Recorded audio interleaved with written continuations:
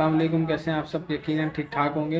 अभी थोड़ी देर पहले ख़बर आई है कि मशहूर अदाकार और अदाकारा एमन ख़ान और मुनीब भट्ट के घर पे ब्लास्ट हुआ है।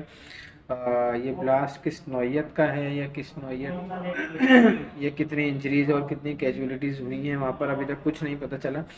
लेकिन कुछ एक वीडियो गर्दिश कर रही है जो आप अपनी स्क्रीन पर इस वक्त देख रहे होंगे।